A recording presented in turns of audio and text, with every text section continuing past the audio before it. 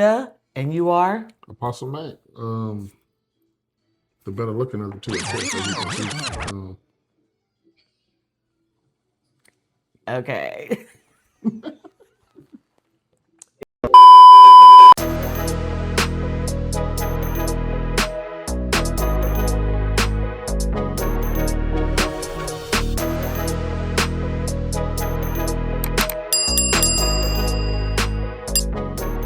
Hey guys, and welcome back. And if you're new here, welcome to Loving Bars.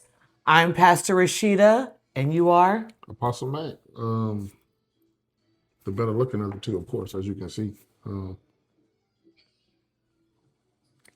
Okay. If you said so. Nah, I'm the if this is Loving Bars. If it was Beauty and the Beast, of course, be Beauty, and I'd be Beast. But in this case, I'm the bars of Loving Bars. And I am the love of Loving Bars. So what is today's topic of conversation? Should a woman submit to a man if he isn't leading? Should a woman submit to a man if he isn't leading? Yeah, this can be a whole argument in the car. It could be a argument at the dinner table. Definitely in church, because as soon as you hear the word submit in the church, Yeah, it gets quiet. It's crickets. Should a woman submit if a man isn't leading? And let's be honest, a lot of women have heard you need to submit. You must submit. You have to submit from men who don't pray, they don't protect, they don't provide, they don't cover, they don't communicate, and don't lead anything but confusion. Yeah, man, listen, a lot of men have been told that they're the head just because they're a man. And that's because they're a man. That's a malfunction. That's Absolutely. a malfunction. Without ever being taught what that actually means. Yes, and that is, I 100% agree with that. It's an automatic thing that is driven that women are supposed to submit and that men are the head and that they're the covering of the household and all of that. So now you've got women being crushed by the word submission and they're against the word submission and men being inflated by the word authority. Now, let me say this. Those things are true concerning submissive.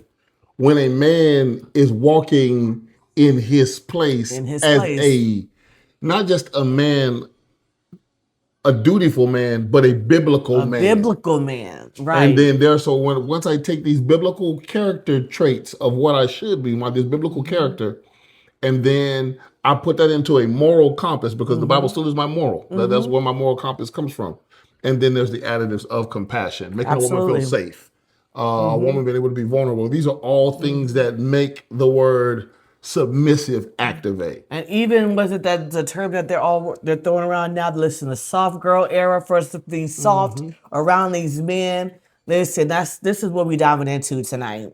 Because if we don't do it correctly, then we're outside of God's design. Outside of God's design. So just in case, again, if you don't know what channel you're on a channel called Loving Bars. Make sure you like, subscribe as well if you haven't already, and comment. We would love to hear from you. So just so we can get this out the way, because this channel is safe for all.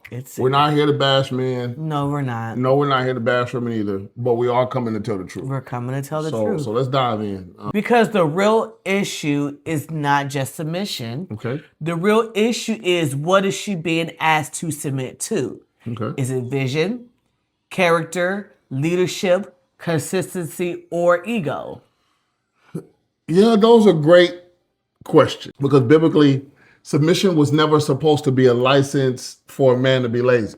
That's right. So it's not a space for a man to be lazy. It does not release him from other responsibilities that we love to just put on to the woman by herself. Yeah, that's right. And leadership was never supposed to mean control either. Nah. That's not what leadership is. Nah. So we're just gonna break into about 5 points really quickly that I believe could help us really break some of the stereotypes of what submission looks like. Absolutely. It's going to be punchy, it's going to be honest, and it's going to be biblical. And guess what? It might be a little bit uncomfortable. But guess what? We're going to be okay. If the shoe fits, wear it, girl. Yeah, yeah, yeah, yeah, yeah. Yeah. Deep breath. So let's say this first. A woman's submission was never designed to compensate for a man's lack of leadership. Okay. So it's not that a man needs a woman to submit to him because there's spaces he can't navigate in. That's not the purpose of submission. It's not. And I think if we're not careful, the way society paints it, it's like she can only be submissive in certain areas, and most of those areas are what make women not want to be submissive at all. That's very good, because too many women have been told just to submit. We're supposed to submit. We're supposed to do this. While the man is passive, they're absent, they're immature, they're inconsistent, or they're not or they're emotionally unavailable. And it's funny because I was having a conversation with somebody, and we were just having a random conversation about marriage and submission, and I came to realize, and what I told her was that it's difficult to submit to somebody that I don't fully trust to lead, or that I can't fully trust to lead. So if I can't fully trust you to lead, then how can I submit myself to you to be able to lead me wherever it may be? Listen, I get it. I get it. And this is, again, I don't try to be deep, but I'm a word person. You're a word I person. love You are. word, Yeah, right? that's So, right. so sub meaning under, right? So it's submission, right? It's not submansion, though. It's submission. And so to me, when you're getting, especially if we're going to deal with the man of it, right?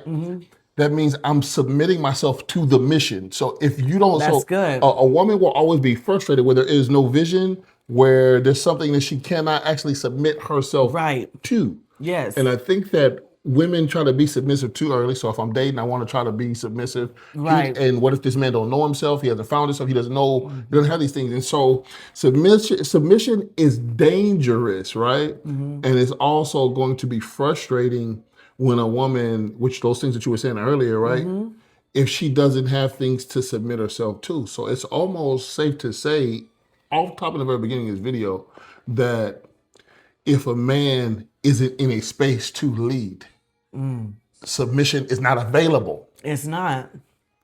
And it's not that it's being withheld, it's just that it's not available. It's not available. Because the things that you need as a woman, or she needs as a woman, Absolutely. she doesn't actually have access to Absolutely. be able to walk in those things. Absolutely. If I don't feel safe and secure, I can't submit. And if a man wants the privilege of being followed, he has to first carry the burden of being trustworthy. I have to be able to trust you, that you're not going to steer me wrong, or that you're not going to lead us wherever Yeah. that we shouldn't be. A lot of men want agreement but don't offer direction. So like that, you can't.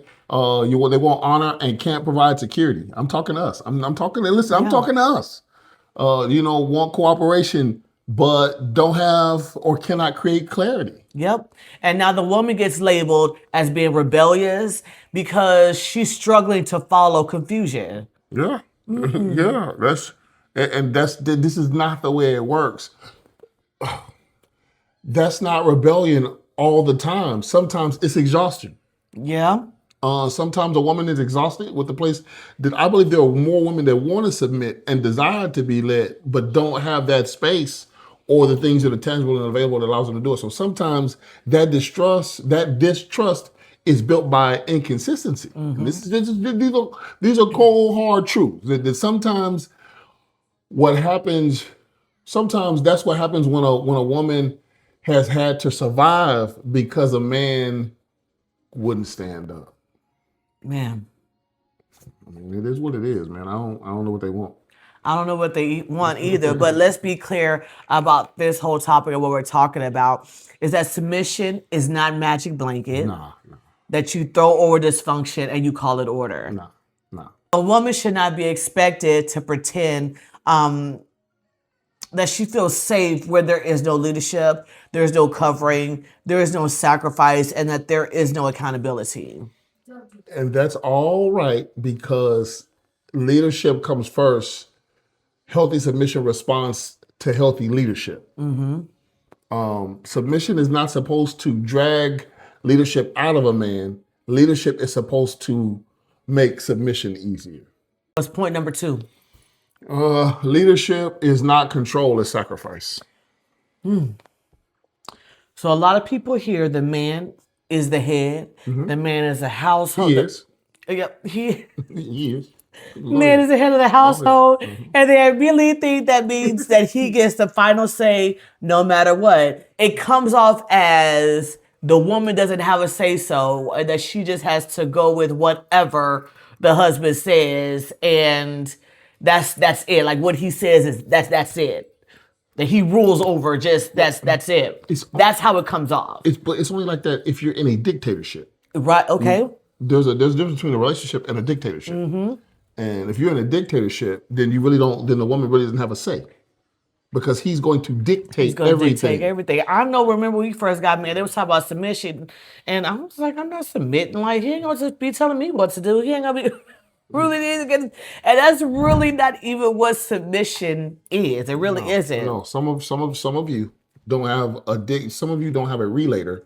You have a dictator. And there's a place in relation places.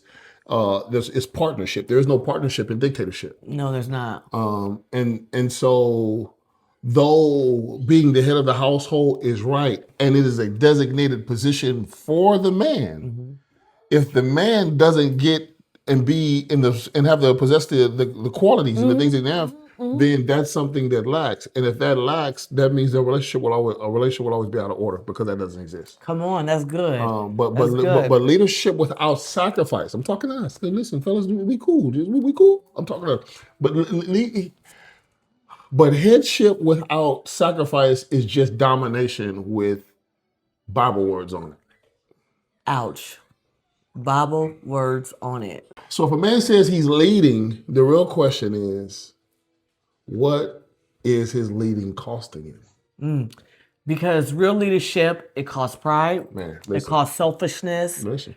Some laziness. Listen. It costs some emotional immaturity. It's on both sides. Now, we are dealing with the men, but it is on both sides. And it costs the need to always want to be right. This is on both sides. This is on both You know, sides. ladies, how we always have to want to always be right. Oh, so don't y'all be on here like, he getting him. No, I'm getting y'all. I'm getting us. We getting us. Everybody wrapped up in this. A man is not leading because he talks louder. He's leading because he serves deeper. That's why you got to get you a man that serves. You got to get you a man of gold. That serves. You need a man of gold. He's not leading because he controls the room. He's leading because he carries weight. Yes, absolutely. But I think also more importantly, that too is that even when the man leads, it's easier to submit to a man that leads, especially when you know that man talks to God, the kind of relationship that he has with God, and that he hears from God, not only for this family, but for himself. A man that seeks God. That's also makes it a lot easier to submit to. A man who leads like Christ and loves like Christ. When Christ said, you love your wives like you love the church. When you see that, a man who leads like Christ is asking, how do I love her well? How do I protect her peace in this house? How do I make decisions that honor God and don't crush my family? Actually seeks God and hears God about his family. It's easy. But ladies, listen. Ladies, I'm talking to y'all. Don't y'all give him hell and expect him to be your peace. It don't work like that. Let that sizzle in your spirit for a little bit. And honestly, a lot of women don't struggle with submission to leadership. They struggle with submission to selfishness, disguised as leadership. That's it right there. So we didn't dressed up. You dressed it up as leadership, but that's not what it is. It's really selfish. It's selfishness. If every decision benefits him only, comforts him only, excuses him only, then the center of it is him. That's not leading, that's consuming, fellas. Absolutely, because leadership is not do what I say because I'm the man.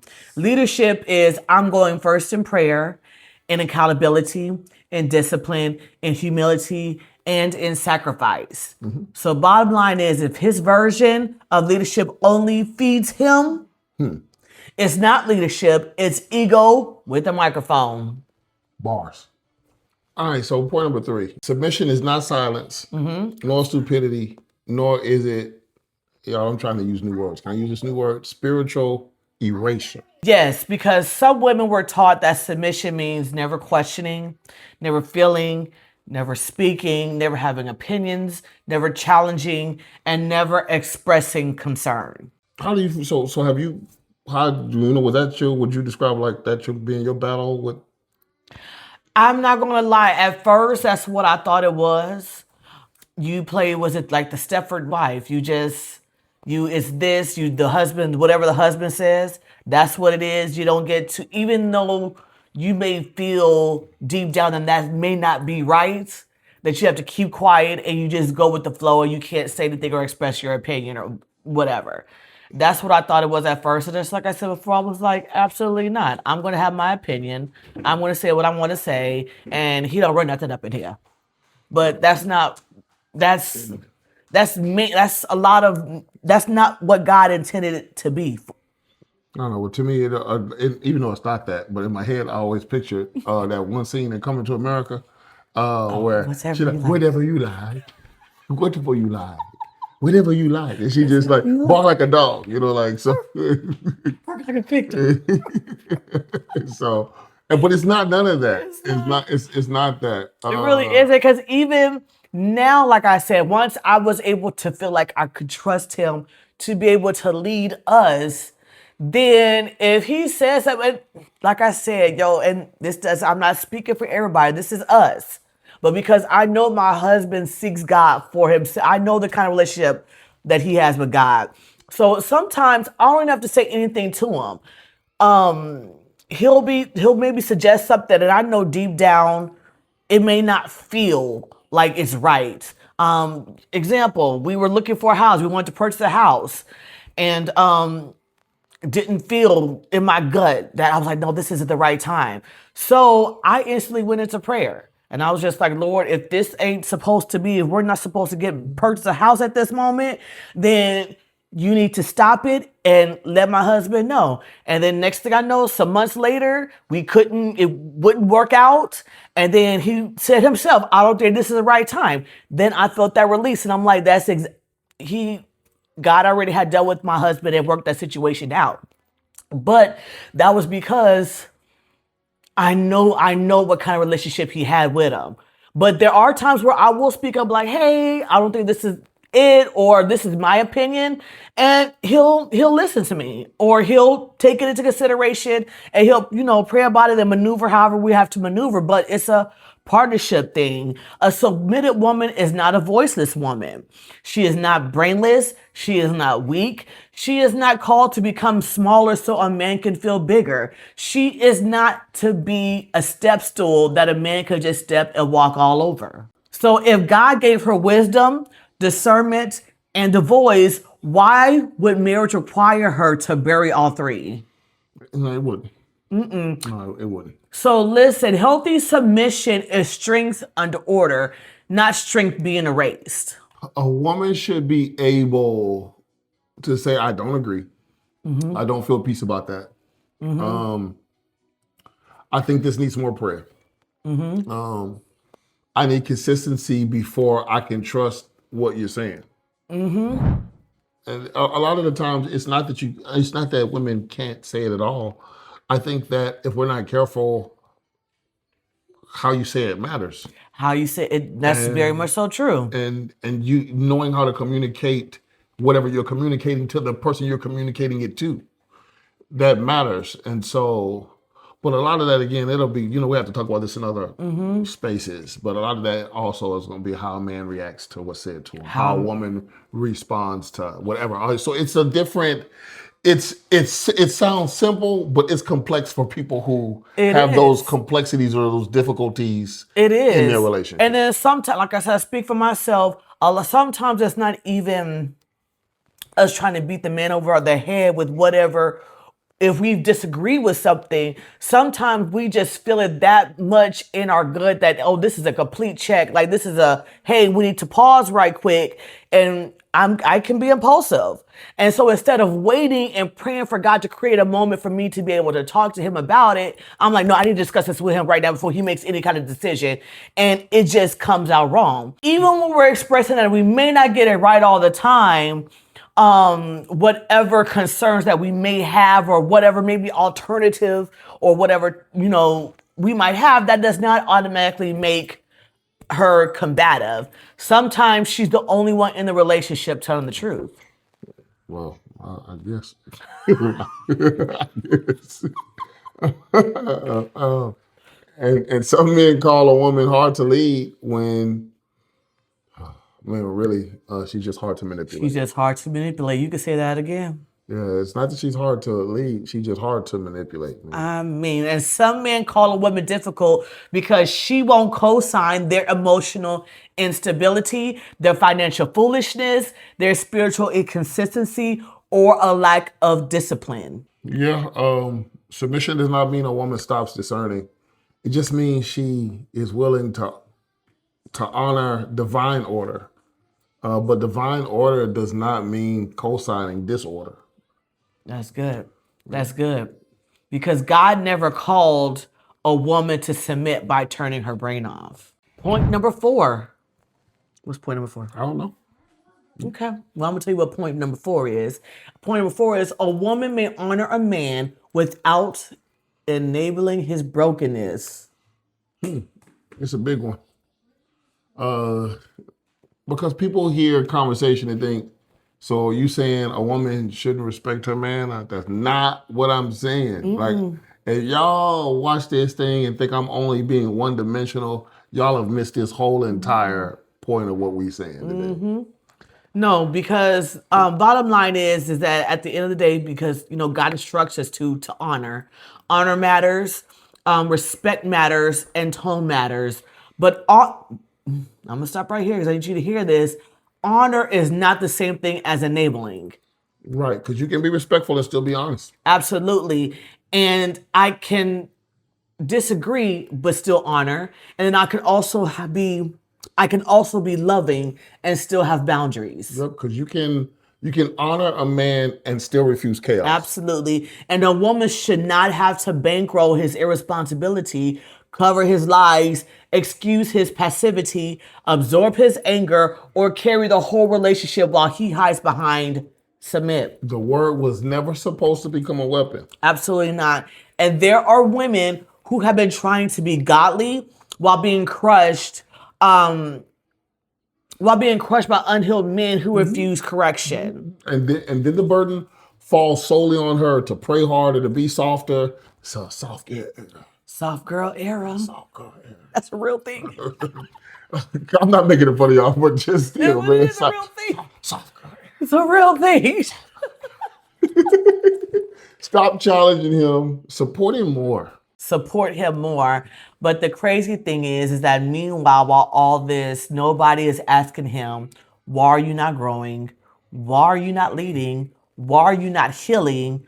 Why are you demanding a response from her that life does not make room for?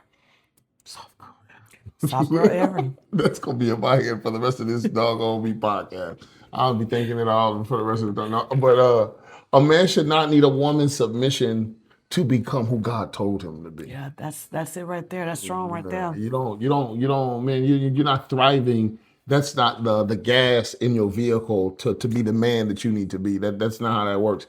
We should, so I'm not going to say he should. We should obey God whether she applauds us or not, whether she follows perfectly or not, whether she affirms us every day or not. Your whole thing is submit yourself to God. And a woman can say, I love you, I honor you, but I will not help you destroy us. Mm-hmm. Okay? Mm-hmm. Because biblical honor does not require a woman to become a volunteer for a man's dysfunction. All right, we're on our last point, point 5. The goal is not female submission. It is mutual order under God. So this is where people miss it, because the goal of marriage is not to produce a quiet woman and an unchecked man. Now, the goal is for both people to come under God. Under God. One goal. One God. Because if he's not under God and she's not under God, then what you have is two people wrestling for control, safety, and validation. And when God's order is missing, someone starts trying to dominate and somebody starts trying to survive. Right. That's the way it happens. That's the way it happens. And the real picture is this: a godly man leads with humility. A godly woman responds with wisdom. Both submitted unto God, both serve each other, and both protect the peace of the relationship. Protect the peace. So, should a woman submit if a man isn't leading? No. Not in the sense of blindly yielding to confusion, passivity, selfishness, or harm. But she can still carry with honor, right? She can still carry herself with honor, right? Wisdom, maturity, while just earning what is actually safe, biblical, and trustworthy. Absolutely. Absolutely. I agree with that. And men, let's say this too. If you want her trust, then you have to build it. If you want her follow through, then be consistent. If you want her softness, that soft girl era, then stop making her live in survival mode.